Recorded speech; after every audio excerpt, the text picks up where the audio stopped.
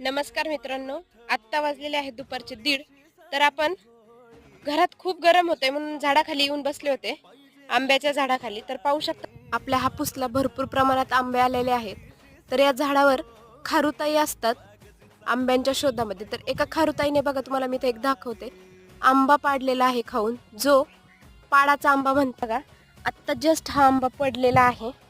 तर एकदम असा लालसर केशरी दिसतो. तर हाच आंबा आता मी एका साईडने मागच्या बाजूने तोडलेला आहे, पाहू शकता. एकदम छान टेस्ट आहे याची.